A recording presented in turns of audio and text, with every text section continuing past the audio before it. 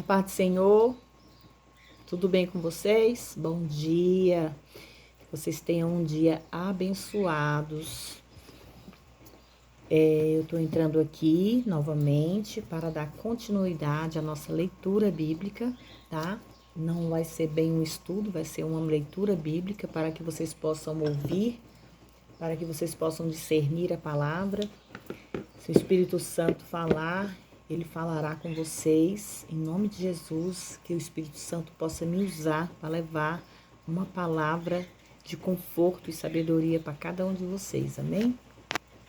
No versículo de hoje, em Gênesis, é o capítulo 37.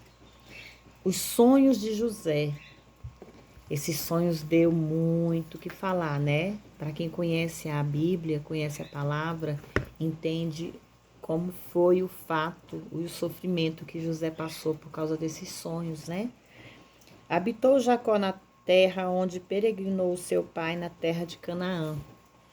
Essas foram as gerações de Jacó. José, sendo da idade de 17 anos, apacentava as ovelhas com seus irmãos. E o jovem estava com os filhos da Bila e com os filhos da Zilpa, mulher de seu pai.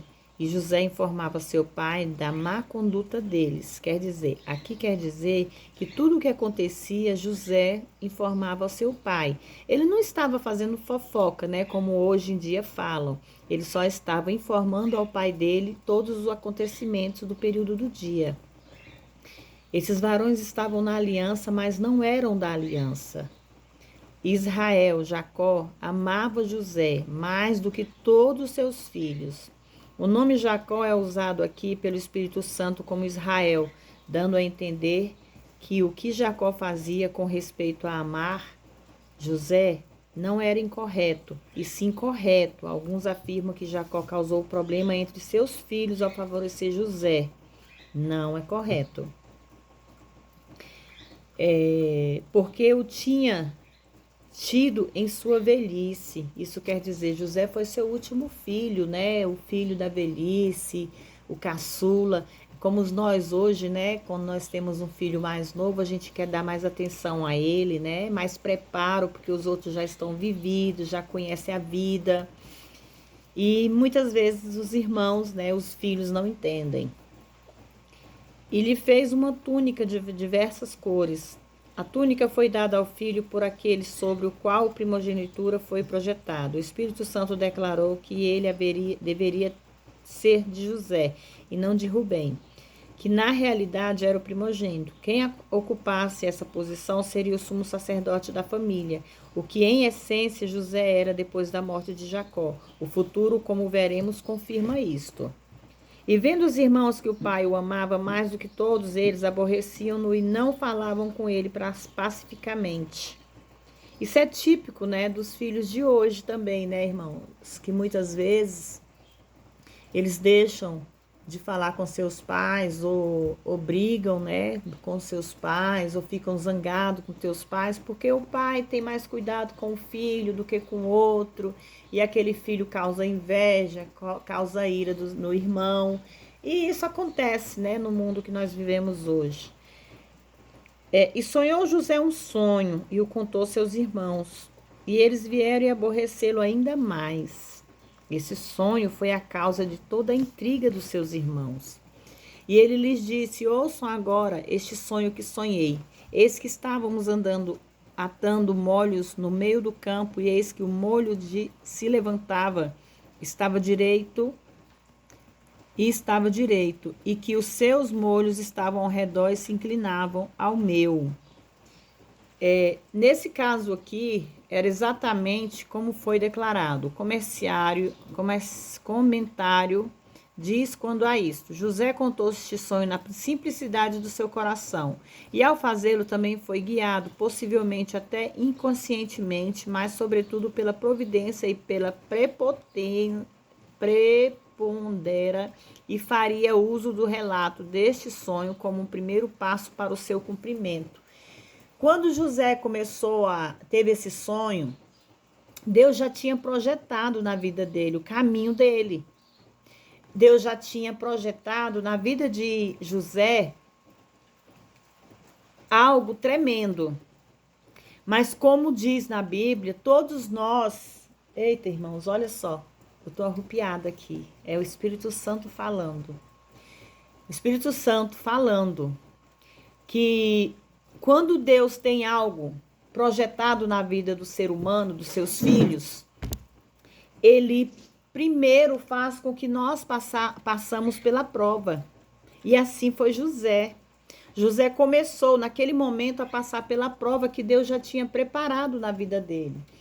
Era a prova doída, era a prova sofrida, era, mas ele passou. Assim como diz na Bíblia, a rejeição de José. E responderam os seus irmãos: deverás tu reinar sobre nós? Ou deves tu ter domínio sobre nós? E aborreceram ainda mais por causa dos seus sonhos e das suas palavras.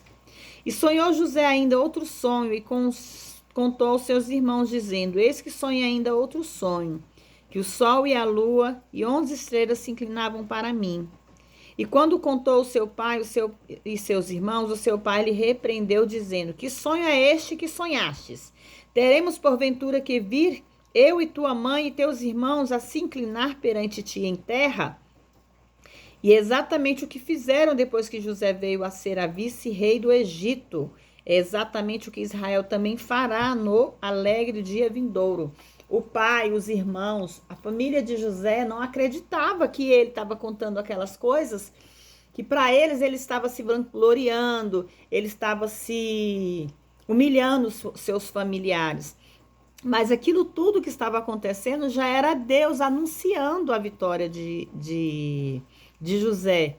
José ia passar pelo crivo, José ia passar pelo sofrimento, mas ele ia ter a sua vitória. A sua vitória seria lançada e todos iriam ver, todo o povo da terra iriam ver. E quando contou ao seu pai e seus irmãos, né, ele simplesmente chamou a atenção de José, né? Que história é essa? Por que ele estava contando aquilo, achando que o seu pai, sua mãe, seus irmãos iriam se humilhar perante ele? E seus irmãos, pois muito o invejavam. Seu pai, porém, guardava essas coisas em seu coração. E foram seus irmãos apacentar as ovelhas, e seu pai em Siquém. Nesse período, disse Israel a José: Teus irmãos apacentam as ovelhas em Siquém. Vem, pois, e enviar-te-ei a eles. E ele respondeu: Eis-me aqui, pai. E ele, Jacó, disse-lhe a José: Vê agora, olhe como estão os teus irmãos e como está o rebanho, e me traga a resposta. E o enviou no vale de Hebrom, e foi Siquém. Tudo isso descreve o fato de que Jacó tinha pouco conhecimento do grau do ódio que os seus irmãos tinham por José, porque o pai e a mãe nunca quer ver seus filhos brigando, ele nunca quer ver os seus filhos. Eles não admitem que os olhos deles enxerguem a ira dos filhos entre filhos, entendeu? E era isso, Jacó, ele não tinha essa consciência que o ódio dos irmãos poderiam causar tanto danos, mas seriam danos que seria reversível porque Deus estava no controle da vida de José. E o achou um homem andando, ele perdido pelo campo, e lhe perguntou aquele homem, dizendo: Que procuras? E ele respondeu: Procuro os meus irmãos, rogo-te que me mostre onde eles apacentam. E aquele homem respondeu: Já se foram daqui, e eu os ouvi dizer: Vamos a Dotã, a 19 quilômetros do norte de Siquém. Agregando essa distância, a distância total de José já tinha percorrido. Dá aproximadamente 100 quilômetros, 62 milhas. Então José seguiu atrás de seus irmãos e o achou em Todã. O complô. Agora começa o complô. E quando eles o viram de longe, antes que se aproximasse, tramaram contra ele para o matarem. Naquele período, eles lançaram sobre eles próprios uma própria maldição sobre eles mesmos, porque a partir do momento que nós desejamos o mal ao próximo, nós estamos desejando a nós, porque o mal vai se voltar contra nós. O mundo de hoje é assim. Nunca deseje mal ao seu próximo, porque esse mal que você está desejando vai vir para você. Não importa o tempo, ou quanto, ou qual a hora, mas ela vai voltar. E ela volta com força. Porque Deus, ele não tem os olhos fechados. Deus está atento a tudo e a todos aqui na terra. Quando eles tramaram jogar o José num poço vazio. Não havia água nele. E se assentaram a comer pão. Levantando os olhos, olharam e eis que uma companhia de ismaelitas que vinham de Gileade e os seus camelos traziam aromas, bálsamos e mirra, que iam levar ao Egito. Então Judá disse aos seus irmãos: que proveito haverá que matemos o nosso irmão e ocultemos o seu sangue? Vinde e o venderemos, e esses ismaelitas, e não seja nossa mão sobre ele, porque é nosso irmão, nossa carne, e seus irmãos concordaram. Junto com Rubem, Judá é o que salvou a vida de José, sugerindo que eles os vendessem como escravo. Entretanto, era um pequeno ato de misericórdia da parte de Judá, que sob circunstâncias normais estavam imputando a José uma vida pior que a morte. Mas, no fundo, essa atitude de Judá fez com que José não morresse, porque a intenção dos irmãos era matá-lo, era tirar a vida de José. E quando passavam os midianitas mercadores, estavam viajando junto com os ismaelitas. Alcançaram José e o tiraram da cisterna, trazendo-o para cima, e o venderam por 20 peças de prata. E levaram José para o Egito. O engano. E Rubem, voltando à cisterna e não achando José dentro da cova, rasgou suas vestes. Quando Rubem retornou, parece que ele sentiu realmente pena de José pelo acontecido. Entretanto, seus irmãos lhe explicaram que tinham feito o registro conforme o fato do que não Rubem fez mais nada em seguida. E voltou seus irmãos e disse ao moço: não está, e eu aonde irei? O que vou fazer? Então tomaram a túnica de José, degolaram um cabrito e tingiram a roupa com sangue, para enganar o pai e a mãe, né? E dizer que José tinha morrido, tinha sido devorado, né? Tinha sido atacado por um leão, por um animal, né? E enviaram a túnica. E pelo visto conseguiram um servo ou um escravo para se levasse a túnica ensanguentada a Jacó e revelasse a história inventada. Que a túnica de meu filho alguma fera o devorou. José certamente foi despedaçado. Então Jacó rascou suas vestes, pôs saco sobre os lombos e enlutou por seu filho por muitos dias. E se levantaram todos os filhos e todas as filhas para consolá-lo, mas ele recusou ser consolado e disse: descerei à sepultura guardando o luto do meu filho. E assim seu pai chorou por ele. E os midianitas o venderam ao Egito, a Potifar, eunuco, faraó, capitão da guarda. Agora vai começar a história de José. A mão do Senhor, embora não tivesse parte em qualquer mal que se concretizara, ainda guiava os fatos, assim como veremos. Capítulo 38 de Gênesis, Judá. E aconteceu naquele tempo que Judá desceu de onde estavam seus irmãos e se foi à casa de um homem atulamita que se chamava Irã. E viu Judá ali as filhas de um homem cananeu, o qual se chamava Sua, e tomou-a por mulher e a possuiu. Judá, ao casar-se com uma cananita, pecou de olhos abertos, porque ele deveria fazer a vontade de Deus quanto a seu assunto. E ela concebeu à luz a um filho, ao que chamou de e concebeu outra vez e deu o nome de Onã, e voltou a conceber e deu o nome de Selá.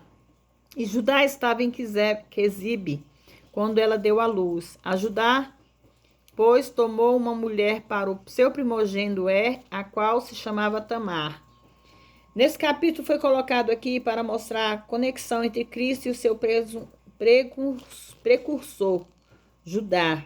O capítulo 1 de Mateus mostra que verdadeiramente Cristo se aniquilou e, tendo nascido de um membro da tribo de Judá, humilhou-se. Nesta genealogia aparecem os nomes de Tamar e Betseba. Mas isso de maneira nenhuma quer dizer que ele tenha herdado destes alguma mancha do pecado, porque ele foi concebido pelo Espírito Santo. E o primogênito de Judá foi mau aos olhos do Senhor, e o Senhor lhe tirou a vida.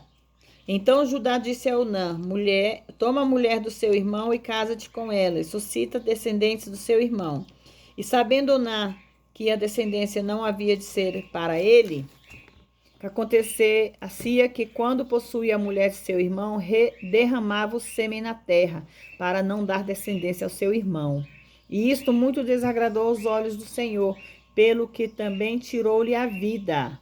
De novo, de maneira fez o Senhor isso. Não nos é dito a razão maior de que tudo ser tão oneroso à vista do Senhor era porque tinha a ver com a linhagem do Redentor vindouro, que era a coisa mais singular e importante no mundo. Judá então disse a Tamar, sua nora, ficar-te viúva na casa do teu pai, até que cresça Selá, meu filho. Portanto, disse, para que porventura não morra, ele também, como seus irmãos, e se foi Tamar, e esteve na casa de seu pai. Passando os muitos dias, morreu a filha de sua mulher. E Judá, depois que consolado, subiu aos tosqueadores das suas ovelhas, ele e seu amigo, o Adulamita, Tamar, e foi dado aviso a Tamar, dizendo, eis que o teu sogro sobe a Timã a tosquear as suas ovelhas. Então tirou ele de sobre si os vestidos de sua viuvez, e se cobriu com um véu, e envolveu-se, e ficou à porta das águas, que estavam juntos a caminho de Tiná, porque via que Selá já havia crescido, e ela não era dada a ele como por mulher. Não consta que Judá tenha culpado Tamar pela morte dos seus 2 filhos, entretanto, a perda sucessiva desses 2 deve tê-lo assustado, porque ele não fez nenhuma tentativa para dar a Selá o seu 3º filho e a ela em matrimônio. E vendo a Judá, pensou que era uma prostituta, pois ela havia coberto seu rosto.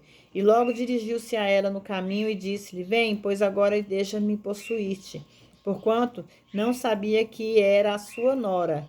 E ela disse, o que tens para me dar, para que possuas a mim? Ele respondeu, eu te enviarei o rebanho de cabrito e cabras. E ela disse, dar-me-ás um objeto por penhor até os que o envie. Então ele disse, que objeto de penhor te darei? Ela respondeu, o teu anel e o teu lenço, e o cajado que tens em tuas mãos. E ele o deu e a possuiu e a concebeu dele. E ela se levantou e se foi, e tirou o véu, e sobre si se vestiu com roupas da sua viuvez. E Judá enviou o cabrito das cabras por mão de seus amigos, para que tomasse o objeto do Senhor na mão da mulher, de penhor da mão da mulher. Porém não a achou, e perguntou aos homens daquele lugar, dizendo, onde está a prostituta que estava a caminho junto às fontes das águas? E eles disseram, aqui não esteve prostituta alguma. Então ele voltou a Judá e lhes disse, não a achei. E também os homens daquele lugar disseram, aqui não esteve prostituta. Então Judá disse, deixe-a para si o penhor, para que não sejamos menosprezados. Eis que eu tenho enviado este cabrito, mas tu não achastes. E aconteceu que, ao cabo de uns 3 meses, foi dado aviso a Judá, dizendo, Tamar, tua nora, fornicou, e eis que por causa das fornicações está grávida. Então disse Judá, tirai-a para fora, para que seja queimada. E ela, quando a tiraram para fora, mandou dizer a seu sogro, do homem de quem são essas coisas, estou grávida.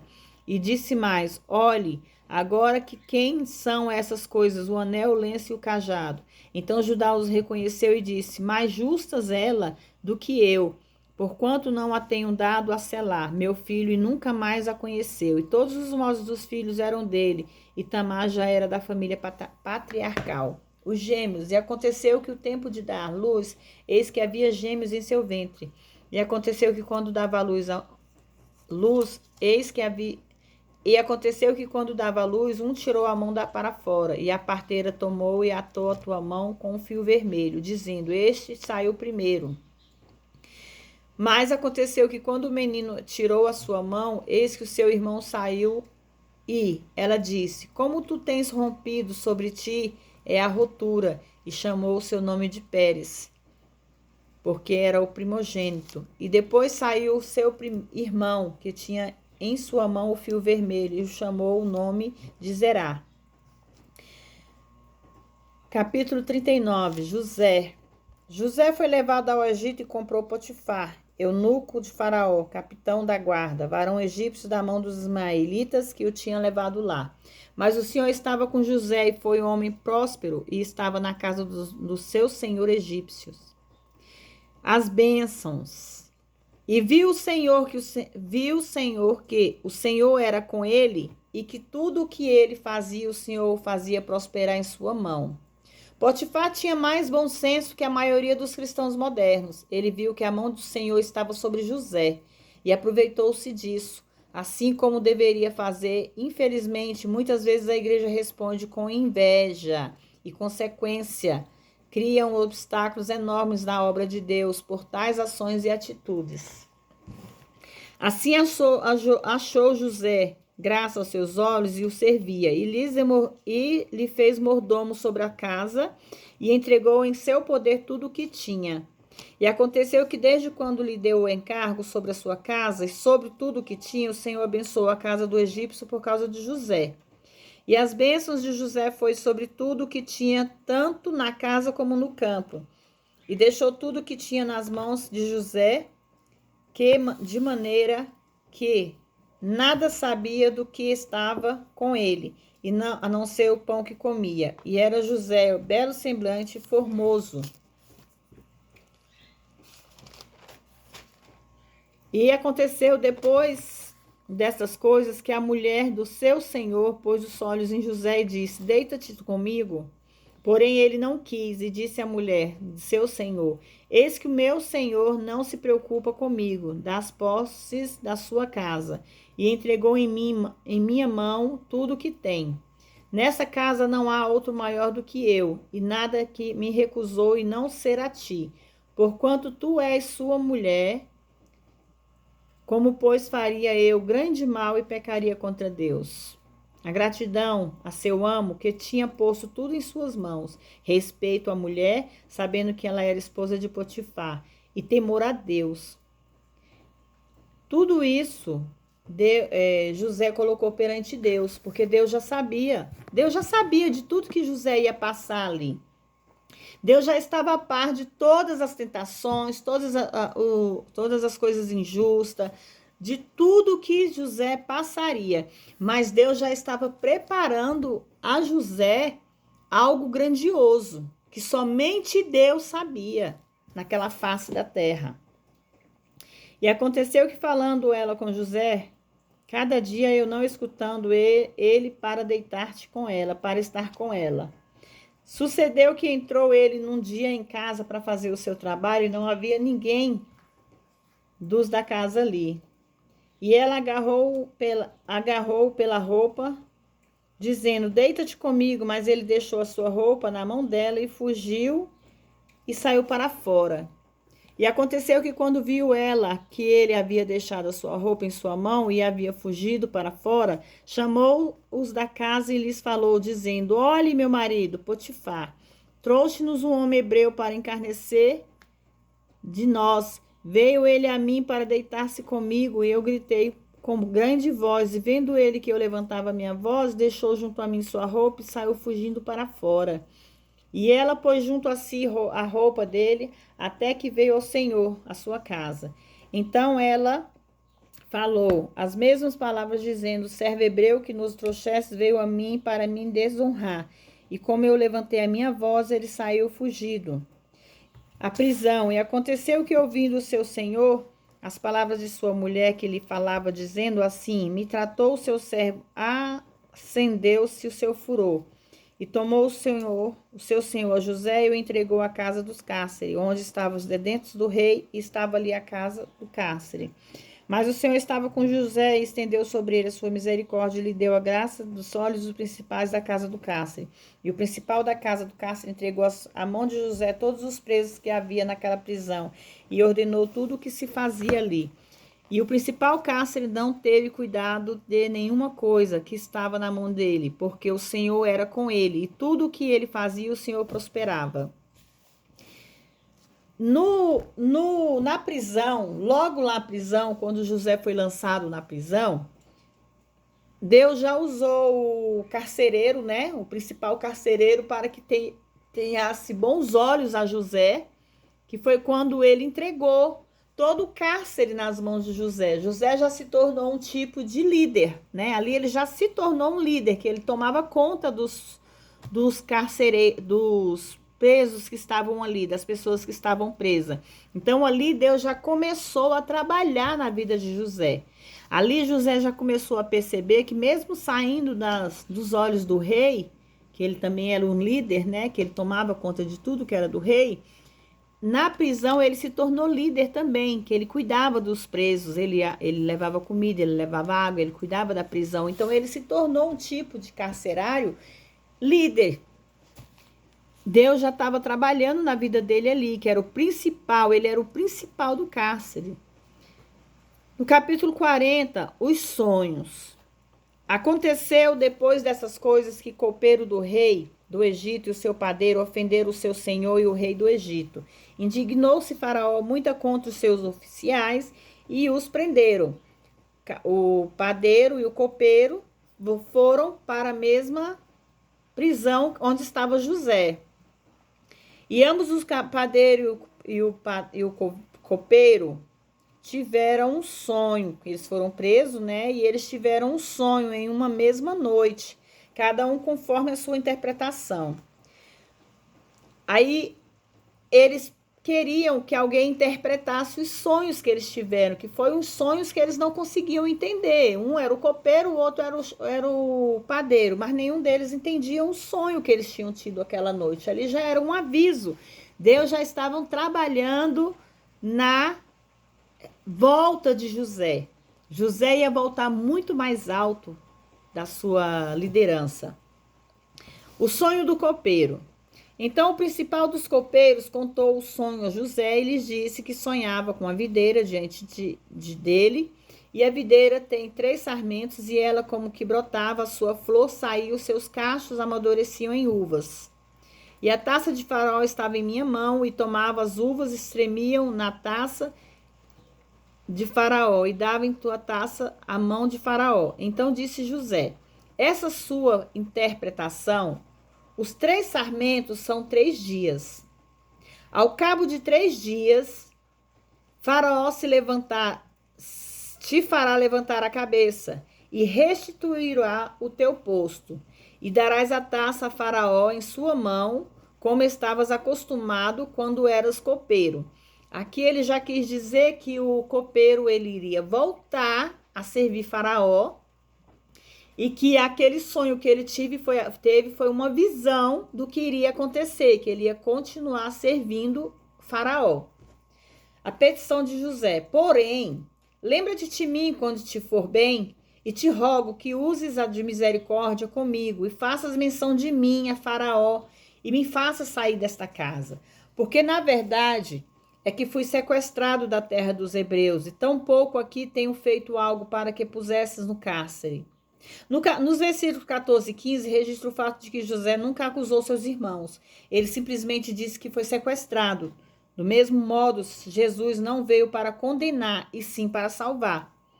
Porque hoje nós não temos o direito de condenar ninguém. Nós podemos sim interceder por essas vidas mundanas, por essas vidas que estão fazendo mal. Nós temos que interceder, nós temos que orar todo o tempo. Aí agora o sonho do padeiro. E vendo o chefe dos padeiros que tinha interpretado bem, disse a José: também eu sonhei, e eis que 3 cestos brancos sobre minha cabeça. E no cesto mais alto havia todos os manjares do Faraó, obra de padeiro, e que as aves comiam do cesto e sobre a minha cabeça. Então respondeu José e disse: essa sua interpretação, os 3 cestos são 3 dias. Dentro de 3 dias tirará Faraó a sua cabeça de sobre ti, e pendurará na forca. Olha que sonho terrível, interpretação terrível, né? Com certeza esse padeiro deve ter ficado irado, né, com José. E as aves comerão a sua carne sobre ti. Somente Deus conhece o futuro, e ele poderá revelar-o ao homem se ele quiser. A maneira que o Espírito Santo usou José nessa instância se qualificaria sob o título dos 3 dons novo testamentários do Espírito: discernimento do Espírito e a palavra da ciência, a palavra de sabedoria. E os sonhos foram realizados. E aconteceu que no terceiro dia do aniversário de Faraó, que fez um banquete, que todos os servos se levantou a cabeça do chefe dos copeiros e a cabeça do chefe dos padeiros, entre seus servos. E fez voltar para o seu ofício. O chefe dos copeiros deu a ele a taça na mão do Faraó, como tinha havido no sonho e que José tinha revelado, irmãos. Mas enforcou o chefe dos padeiros, como José havia interpretado. E o chefe dos copeiros não se lembrou de José, antes se esqueceu dele. Na disciplina divina, permitiu que José fosse tentado em todos os aspectos. E por isso o chefe dos copeiros o esqueceu, embora ele tenha se dado conta da sua inocência e de que José possuía uma relação misteriosa com Deus. Todos esses fatos ajudaram José a edificar um tremendo tipo impressionante do Salvador de Israel, de Redentor do mundo. No capítulo 41, veio o sonho de Faraó. Faraó teve um sonho, e eis que eles estavam de pé junto ao rio. E no rio subiam 7 vacas formosas à vista, e muitos gordos e pastavam no prado. E que outras 7 vacas subiam no rio após elas, de veio aspectos e magras de carne, e pararam perto das vacas formosas, na margem do rio. E que as vacas do feio aspecto devoravam as vacas gordas. E acordou Faraó. Só que quando o Faraó teve esse sonho, ele ficou curioso para saber o porquê que ele tinha tido esse sonho. E depois dormiu de novo e sonhou outra vez com espigas cheias e formosas que brotavam do pé, e que outras espigas 7 miúdas abatidas pelo vento abrasador brotavam depois delas. E as 7 espigas miúdas devoravam as 7 espigas grandes e cheias. E despertou o Faraó, e eis que era um sonho. E no sonho, o Faraó queria de tudo que alguém interpretasse esse sonho. Chamou seus adivinhões, chamou os homens, né, lá que trabalhavam para ele, que tinha adivinhações, e ninguém conseguia interpretar esses sonhos. Então o chefe de copeiro falou a Faraó, dizendo: lembro-me hoje das minhas faltas. Estando o Faraó muito zangado contra os seus servos e pondo-me sob prisão na casa do capitão da guarda, a mim ao chefe dos padeiros. E estive um sonho, e ali conosco um jovem hebreu. E esse jovem hebreu, que era José, gente, olha aí, interpretou nossos sonhos. Então ele quis dizer a Faraó que esse hebreu era o único que poderia interpretar o sonho do rei. Então o Faraó enviou e chamou José e o fizeram sair correndo do cárcere. E lhe cortaram o cabelo e mudaram as suas vestes e apresentou a Faraó. E disse Faraó a José: eu tive um sonho, e ele explicou o sonho sobre as vacas gordas, as vacas magras, sobre as espigas boas e as ruins, né? Então Faraó disse a José sobre o seu sonho. E então, nessa interpretação, José respondeu a Faraó, dizendo: não está isso em mim. Deus dará resposta de paz a Faraó. Então Faraó disse a José em meu sonho, e eis que eu estava em pé na margem do rio. E assim ele foi dito a José sobre o seu sonho que ele tinha tido sobre as vacas e as espigas. Então respondeu José a Faraó: o sonho de Faraó é um só. Deus mostrou a Faraó o que vai fazer. As 7 vagas formosas são 7 anos, as espigas formosas são mais 7 anos. O sonho é um só. Também as 7 fracas, feias, que subiam atrás delas, são 7 anos. E as 7 espigas miúdas e murchas no vento abrasador também são mais 7 anos de fome. Essa palavra é que respondo a Faraó, o que Deus vai fazer, mostrou a Faraó. E eis que vem 7 anos de grande fartura em toda a terra do Egito. E depois deles virão 7 anos de fome em toda aquela mudança será esquecida na terra do Egito, e a fome consumirá a terra, e aquela mudança não será conhecida na terra por causa da fome que haverá depois, do qual será muito grave. E aconteceu o sonho de Faraó 2 vezes, porque essas coisas é determinada por Deus, e Deus se apressa em fazê-la. Na interpretação de José, a qual concerne enormemente a Faraó, estava por acontecer um futuro imediato. Sabemos que esta terrível fome se seguiria logo após os 7 anos de abundâncias, o que traria os irmãos de José até ele. Que Deus já tinha preparado tudo isso, que através desta fome, os irmãos de José iriam procurá-los novamente. E ali nem eles reconheceriam José. Portanto, previna-se Faraó agora de um homem prudente e sábio, ponha-o sobre a terra do Egito. Faça isto, Faraó, e ponha governadores sobre os países, e tome 5ª parte da produção da terra, e ajunte toda a provisão destes bons anos que vêm, e armazene o trigo, debaixo da mão de Faraó, para mantimento nas cidades, e guardem-no, e esteja aquela provisão em reserva para o país. José, essa palavra apareceu bem aos olhos de Faraó e aos seus servos. E disse Faraó aos seus servos: acharíamos outro homem como este em quem haja o Espírito de Deus? A expressão Espírito de Deus, que foi utilizada por Faraó no hebraico, é Ruach Elohim, e foi entendida por Faraó como se referindo à sagacidade e inteligência de uma deidade. Fora disso, ele não deveria tido conhecimento quanto ao que ou quem na realidade é o Espírito de Deus. E disse Faraó a José: visto que Deus te tem feito saber tudo isso, não há ninguém tão entendido e sábio como tu. Tu estarás sobre a minha casa, e por teu dito se governará todo o meu povo, somente no trono serei o maior que tu. Disse mais Faraó a José: eis aqui que te tenho posto sobre toda a terra do Egito. Gente, eu estou me arrupiando só de ler aqui essa palavra para vocês. É aonde nós vemos a grandiosidade de Deus em nossas vidas. Irmãos, por mais que nós sejamos humilhados, por mais que nós sejamos devastados aqui nessa terra, pelos nossos inimigos, pelas invejas humanas, Deus está no controle das nossas vidas. Como aqui Deus estava no controle da vida de José. A todo momento Deus estava levantando José. José caía, Deus levantava. José caía, Deus levantava. Ele não continuava caído. Então coloque na cabeça de vocês aí, irmãos e irmãs, por mais que vocês caiam, todas as suas quedas é um aprendizado, porque Deus está no controle das suas vidas e levantará vocês. Deus exaltará vocês. Creia, somente creia, porque a fé move montanhas. E acredite que ao levantar de Deus, vocês terão a sua vitória. Amém?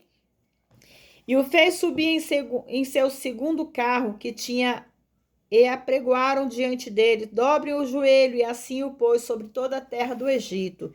E disse Faraó a José: eu sou Faraó, porém sem ti ninguém levantará a sua mão ou o seu pé em toda a terra do Egito. E chamou Faraó a José pelo nome de Zafenate Paneia. O nome de Faraó deu a José era profético. Seu nome hebreu, José, significa Jeová acrescentará. Seu nome egípcio significa vida mais abundante. Olha só que maravilha, gente. Até o próprio rei lançou o nome a José profético. Existia profecia, existia. Deus estava ali. Que significa no egípcio vida abundante.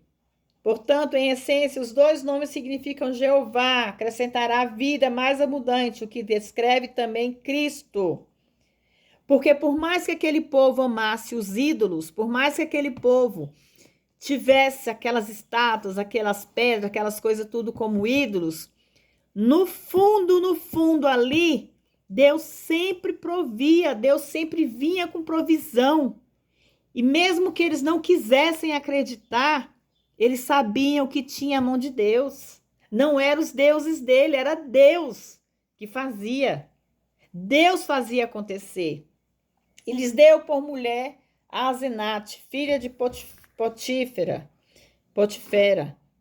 sacerdote de On. E saiu José por toda a terra do Egito. E era José de idade de 30 anos quando foi apresentado diante de Faraó, rei do Egito. E saiu José da presença de Faraó, e transitou por toda a terra do Egito. E produziu abundantemente a terra durante 7 anos. Irmãos, agora vem a fome. E começaram a vir os 7 anos de fome. Primeiro José cuidou de tudo, toda a fecundidade, todo o trabalho, toda a preocupação nos anos de abundâncias, muita riqueza, muito alimento durante 7 anos. E assim armazenou José muitíssimo trigo, que era o grão, como a areia do mar, até que não pôde mais contar. Portanto, não havia numeração. Aí veio a fome. Na fome, devido à fome estava por toda a terra, então abriu José todos os seus celeiros onde havia vendia aos egípcios, porque tinha crescido a fome na terra. E de toda a terra vinham ao Egito para comprar. Aí vem os irmãos de José. Voltamos lá nos irmãos de José. E vendo Jacó que o Egito havia mantimentos, disse aos seus filhos: por que estáis olhando para uns para os outros? E disse mais: eis que ouvi dizer que há mantimentos no Egito. Descei lá, comprai dali para nós, para que possamos viver e não morramos. Então desceram os 10 irmãos de José para comprar o trigo. Mas Jacó não enviou Benjamim, irmão de José, com seus irmãos, porque disse: não seja o caso de lhe aconteça algum desastre. E vieram os filhos de Israel comprar entre os que vinham. José, pois, era o governador daquela terra, que vendia todo o povo da terra, e chegaram os irmãos de José e se inclinavam a ele como rosto na terra. E quando José viu aos seus irmãos, reconheceu-os, mas fez com que não os reconhecia. E lhes falou asperamente, dizendo-lhes: de onde viestes? E eles responderam: da terra de Canaã, a comprar mantimentos. José, pois, tinha reconhecido seus irmãos, embora eles não os tivessem. Então se lembrou de José seus sonhos, que tinham dito com eles que eles que disse-lhes: espiões sois, para render informações ao país de onde viestes. A eles lhe responderam: não, meu senhor, mas teus servos vieram a comprar mantimentos. Todos nós somos filhos de um mesmo homem, somos homens de verdade. Os teus servos nunca foram espiões. E eles lhe disseram: não antes viestes a ver nudez do país.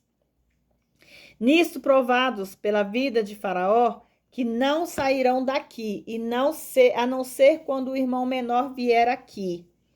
Os irmãos enviaram dentre vós, aí traga a vosso irmão, e vos ficareis presos, e as vossas palavras serão provadas, se houver verdade em vós.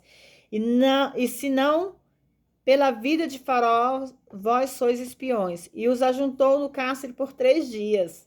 E ao 3º dia disse-lhe José: façam isso e vivereis, porque eu temo a Deus. Se forem homens de verdade, um de seus irmãos fique detento na casa do cárcere,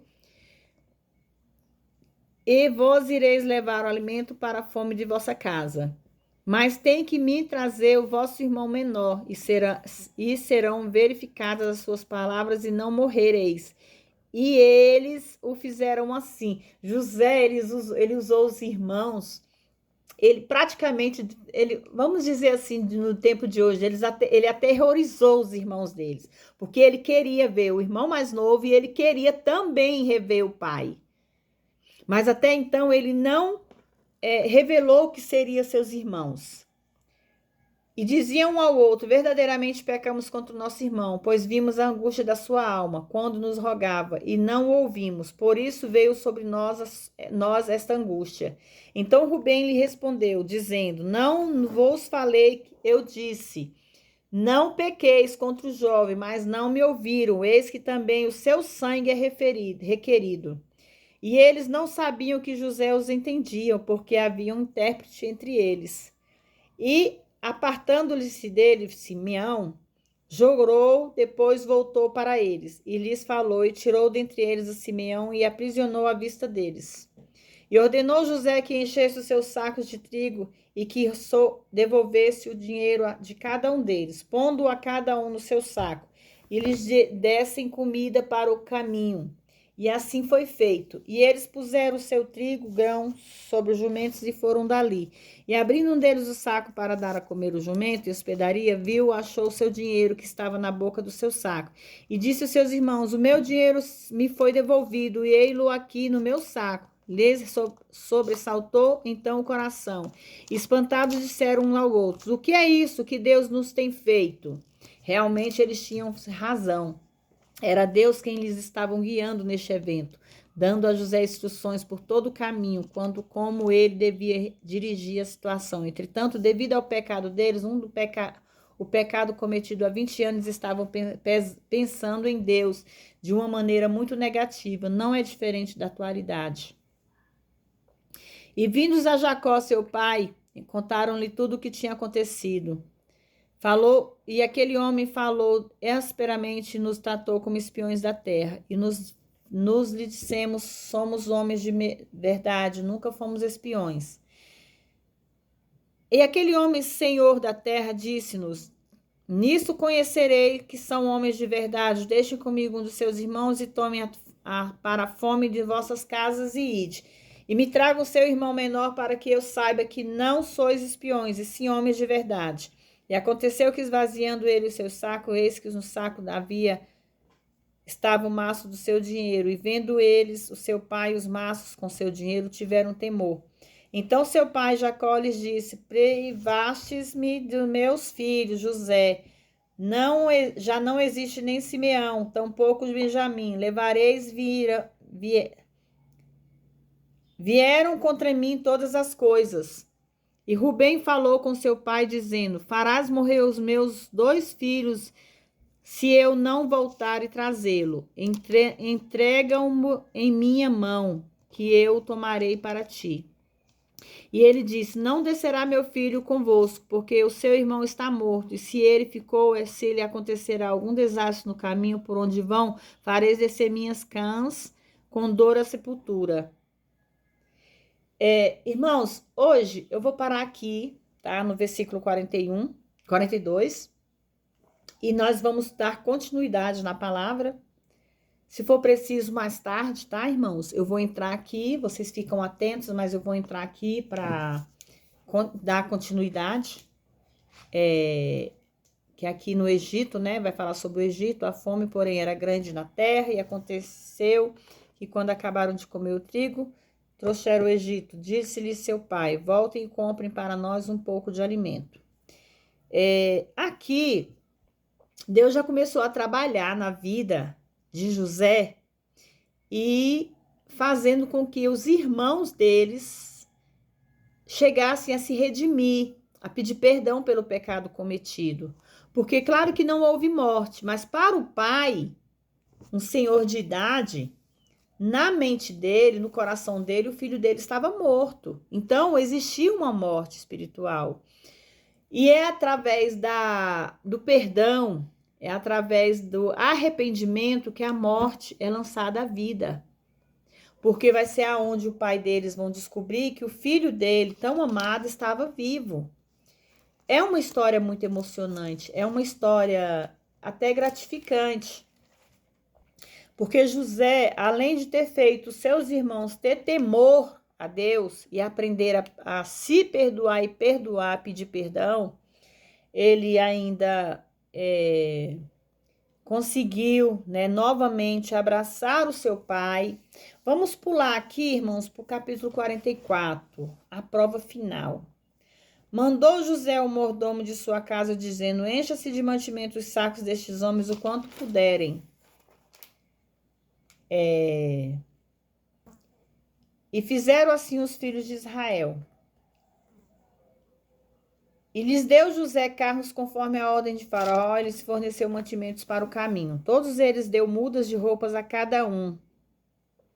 E a Benjamim deu 300 peças de prata e 5 mudas de roupa. E o seu pai enviou isto, ou seja, 10 jumentos carregados do melhor Egito. E despediu os irmãos que foram a eles e lhes disse: Não contendais pelo caminho, para que não se atrasem. E subiram o Egito, chegaram à terra de Canaã, Jacó, seu pai. E lhe deram a notícia, dizendo: José vive ainda, e ele também é o Senhor em toda a terra do Egito. E o coração de Jacó se desmaiou, pois não acreditava. Porém, quando eles lhe contaram todas as palavras de José, ele lhes tinha falado. E vendo ele os carros de José, enviaram-o para levar. O espírito de Jacó, seu pai, reviveu. Então disse Israel: Basta, José, meu filho, ainda vive. Eu irei e o verei, antes que eu morra. Irmãos, desculpa, tá? Eu até me emocionei aqui, porque até então,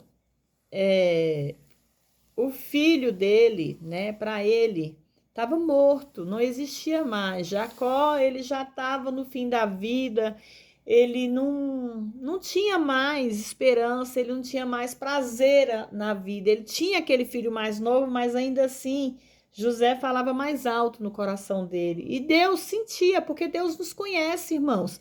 Deus conhece o meu coração, Deus conhece o seu coração. Deus sabe quando vocês estão mentindo, Deus sabe quando nós estamos falando a verdade, Deus sabe quando nós somos sinceros. Então, que através dessa palavra, eu vou parar aqui no 45, tá, irmãos? Através dessa palavra, nós possamos entender que por mais que os homens e irmãos fizeram toda aquela maldade com José, eles não entendiam que o Deus que eles serviam era um Deus grandioso, misericordioso, ele era grandioso. Deus já sabia que José ia passar por todas aquelas provas, mas ele passou, porque lá na frente a vitória dele foi grande. E assim é nos dias de hoje, irmãos. Por mais que nós passamos por provas, por provações, por lutas, por maior que seja a luta, maior é nossa vitória lá na frente, irmãos. Irmãos, irmãs, creia, acredite. Tá passando por luta? Tá passando por provação? A luta tá grande? Seja guerreiro de Deus, porque lá na frente a sua vitória vai ser bem maior do que você está esperando. Às vezes você está aguardando uma vitória de Deus pequena, uma coisa só para te deixar tranquila, sossegado, mas quando vem de Deus, a vitória ela é tão grande que nem nós mesmos entendemos porque nós passamos por essa vitória, irmãos. Eu também estou aguardando a minha, porque provações nós temos todos os dias, lutas nós temos todo dia. Irmãos, todos os dias nós temos um leão para abater. Seja tendo uma enfermidade, um filho problemático, um esposo que está querendo sair de casa, um casamento conturbado, uma família desunida. Irmãos, todos nós passamos por isso. Todos nós passamos. Mas se nós passamos confiante e acreditando que Deus está no controle das nossas vidas, como José fez. José passou por tudo isso. Claro que teve uma hora que ele até questionou a Deus. Por quê? Por quê? Por que eu? Assim somos nós. Oh, meu Deus, por que eu estou passando por isso? Oh, meu Deus, por que está acontecendo isso? São questionamentos. É normal, nós somos falhos. Mas nós temos que aprender a não murmurar, a não reclamar. Temos que ser grata a Deus por tudo, seja pelo bom ou pelo ruim, seja pelo pouco ou pelo muito. Porque assim Deus fez com José. Quando José contou aquele sonho aos seus irmãos, até o seu pai duvidou, criticou ele. Mas assim como Jacó, seu pai, poderia ter entendido que ali tinha a mão de Deus, algo Deus estava preparando para o filho dele. Mas eles duvidaram, a crença deles foram poucas. O sonho de José fez com que ele levantasse a cabeça e acreditasse que algo bom ia acontecer na vida dele. Mas antes desse algo bom acontecer, ele passou por crivo, passou pela peneira. José sofreu. Por isso que eu digo para vocês, irmãos, nossa luta não é contra nossos irmãos. Nossa luta não é contra o homem. Nossa luta é contra principados e potestades. Porque nós temos negócio com Deus e não com nosso irmão. Nosso irmão não vai poder fazer nada por nós. Somente Deus poderá fazer. Deus pode usar, sim, o seu irmão para fazer. Mas através disso aí, tem que ter fé e tem que acreditar que Deus fará. Deus vai fazer algo acontecer. Então creia. Coloca Deus na frente de uma enfermidade, de um problema matrimonial, problema na família, problema com filhos. Coloca Deus na frente, porque Ele é o vencedor das nossas batalhas. Ele é nosso principal armamento, porque nós somos soldados. Somos soldados de Cristo. E assim temos que ser todos os dias. E acreditar que Deus pode fazer muito mais em nossas vidas. Através dessa palavra, Deus está falando para vocês que vocês possam entender que o nosso propósito é com Ele, é com Deus, e não é com o homem. Você não precisa se desdenhar ou ter contenda com seu irmão, com a sua mãe, com seu pai, com seu vizinho, com ninguém. Guarda para você, para que Deus possa limpar seu coração de toda mágoa, toda tristeza, toda aflição, porque é só Deus que pode te curar, só Deus pode te libertar, só Deus pode te limpar, irmãos. Amém? Vamos orar? Senhor, meu Deus e meu Pai, eu entro na sua presença nesse momento, Pai querido, Pai amado, para agradecer por mais um dia, Senhor. Agradecer, Pai, por estar aqui, Pai, neste canal, levando a sua palavra, levando, Senhor, meu Deus, a sua mensagem. E que o Senhor possa continuar falando, Senhor, meu Deus, através do Espírito Santo. Usa-me, Senhor, meu Deus, para falar com seus filhos. Pai querido, Pai amado, entra na casa dos teus filhos que aqui se encontra nesse canal. Vai limpando, Senhor, meu Deus, da vida deles toda a potestade, todo o principado. Pai, visita meus filhos, visita meus familiares. Visita minha casa, meu Deus. As portas estão abertas para ti. E vai continuar aberta, Senhor, meu Deus, para que o Senhor possa entrar a hora que o Senhor quiser, Pai. Pai, acampa o Espírito Santo sobre nossas vidas. Senhor, eu apresento, Senhor, meu Deus, cada alma que aqui se encontrar nesse canal, Pai. Que o Senhor possa ouvir, Senhor, meu Deus, cada oração. A oração da mãe, do pai, dos avós. A oração de um filho também, Pai. A oração daqueles aflitos que se encontram na rua. Pai, visita, Senhor, meu Deus, os moradores de rua. Visita, Senhor, meu Deus, aqueles abrigos. Visita os refugiados, Pai, nos outros países. Senhor, vai visitando, Senhor, meu Deus, a casa dos seus filhos. Vai visitando os hospitais, os orfanatos, os asilos, as casas de detenções, os presídios masculinos e femininos, Pai. Vai visitando, Senhor, meu Deus, cada casa na face da terra, Pai. Visita a casa dos meus vizinhos, meu Deus. Visita minha cidade, visita meu país. Visita aquelas nações, Pai, que se encontram em guerras, em contendas, Pai. Porque o inimigo, ele veio para matar, roubar e destruir, Pai. Que o Senhor possa lançar esse inimigo por terra, Pai. Vai jogando por terra, Pai, toda a autoridade que ele acha ter, Pai, porque a autoridade vem de ti. Ó Deus maravilhoso de poder e glória, repreende, Senhor meu Deus, toda macumbaria, toda feitiçaria, todo o trabalho feito, Pai, na vida dos teus filhos. Repreende, Senhor meu Deus, todas as feitiçarias feitas, Pai, em cachoeira, no mar, nas encruzilhadas, nos centros de macumba.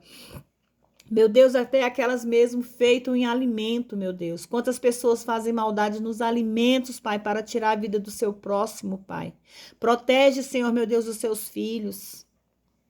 Joga por terra toda maldade, Pai, que seja lançado na vida deles, Pai. Que o seu escudo e bloque, Senhor, meu Deus, bloqueie todo o mal da vida dos teus filhos, Pai. Senhor, meu Deus, vai curando, vai levando a cura, Pai. Vai tirando todas as enfermidades da vida dos teus filhos. Entra, Senhor, meu Deus, com providência, com a sua cura nos órgãos, nos nervos, nos músculos, nos órgãos do corpo dos teus filhos, na pele, na carne, nos ossos, Pai. Entra, Senhor, meu Deus, com a cura, Pai. Vai tirando toda enfermidade da vida dos teus filhos, seja ela silenciosa ou não, Pai. Pai, nós sabemos que tem a guerra espiritual, até mesmo na nossa saúde, Pai. Vai quebrando todo jugo, Pai. Toda doença silenciosa, Pai, essa que seus filhos não sabem que está no corpo deles e que eles não venham nem mesmo a saber, Pai, porque o Senhor vai tocar as suas mãos sobre a vida deles, Pai, e vai limpar toda enfermidade espiritual, toda enfermidade carnal, Pai. Limpa, Senhor. Purifica a vida dos teus filhos. Vai levando cura, Pai, onde houver uma enfermidade. Vai levando, Senhor, meu Deus, libertação onde houver um oprimido. Vai levando renovo, Pai, àqueles que precisam ser renovados, Senhor. Visita os moradores de rua, visita as crianças, os jovens, os idosos. Visita cada família, Pai, cada pai de família, cada mãe de família, Pai. Visita os médicos, os técnicos de enfermagem, os enfermeiros. Visita, Senhor, meu Deus, os que trabalham na limpeza. Visita os que trabalham na vigilância. Visita, Pai, cada alma, Pai, que necessita, Senhor, meu Deus, da sua graça. Pai, que eles possam se voltar para Ti, que eles possam aprender a Te buscar, Pai, e Te servir verdadeiramente, Pai. Tira seus filhos, Senhor, das rodas dos escarnecedores. Repreenda todo vício, Pai, vício das drogas, da prostituição, da bebida, de jogos. Livra seus filhos de todos os vícios, Pai, porque eu sei, Pai, que existe muitos que querem ser libertos, Pai, e não conseguem pela fraqueza. Façam com que eles sejam fortes, Pai, e corajosos, Pai, para te servir. Em nome de Jesus, Pai, eu te peço. E entrego, Senhor, meu Deus, nas suas mãos. Cada vida que aqui se encontra neste canal, Pai. Cada vida que vai entrar. Cada vida, Senhor, meu Deus, que vai ouvir essa palavra, que vai ouvir essa oração. Em nome do Pai, do Filho e do Espírito Santo. Pai nosso que estais no céu, santificado seja o teu nome. Venha a nós o vosso reino, seja feita a tua vontade, assim na terra como nos céus. O pão nosso de cada dia nos dai hoje. Perdoai as nossas dívidas, assim como nós perdoamos aos nossos devedores. Não nos deixes cair em tentação, mas livra-nos do mal, porque teu é o reino, o poder, a honra e a glória, hoje, amanhã e para todos sempre. Amém. E todos digam, graças a Deus. Como eu falei para vocês, anunciei para vocês que eu iria ler o Salmo 91, né? Em todas as minhas leituras. Então, eu vou deixar para vocês aqui o Salmo 91 para que vocês possam refletir, que vocês possam ouvir. Amém? Aquele que habita no esconderijo do Altíssimo, a sombra do Onipotente, descansará. À direita do Senhor, ele é o meu Deus, o meu refúgio e minha fortaleza, e nele confiarei. Porque ele te livrará do laço do passarinheiro e da peste destruidora. Cobrir-te-ás com suas penas debaixo de suas asas, estarás seguro. A sua verdade será o escudo e bloqueio. Não temerás o terror noturno, nem seta que voe de dia, nem a pestilência que anda na escuridão, nem mortandade que assole ao meio-dia. Cairão 1000 ao teu lado e 10.000 à tua direita, mas tu não serás atingido. Somente com os teus olhos olharás e verás a recompensa dos ímpios, porque tu, ó Senhor, és o meu refúgio, no Altíssimo fizeste a sua habitação. Não te sucederá mal algum, nem praga alguma tocará a tua tenda, porque aos teus anjos dará ordem a teu respeito para te guardarem de todos os teus caminhos. Nas tuas mãos eles te levarão para que não tropece em pedra. Pisarás o leão e a cobra, calcarás o pés o filho, o leão e a serpente, porquanto a mim tem encarecidamente me amado. Também o livrarei, poloei em um alto retiro, porque conheceu o meu nome. Ele me invocará e eu lhe responderei. Com ele estarei na angústia, dela o livrarei e o glorificarei. Saciá-lo-ei com longa vida e lhe mostrarei a minha salvação. Amém? Fiquem todos na paz do Senhor. Que vocês possam entrar no canal, que vocês possam se edificar, que vocês possam se fortalecer através dessa palavra. Compartilhe, deixe seus likes, me ajuda, vocês deixando seus likes, se inscreva no canal, para que o YouTube possa reconhecer que eu estou fazendo uma obra, que eu estou fazendo algo bom, que Deus possa usar vocês, não só a mim, mas até mesmo vocês, que vocês possam levar a palavra de Deus, a mensagem de Deus através desse canal, amém? Fiquem todos na paz do Senhor.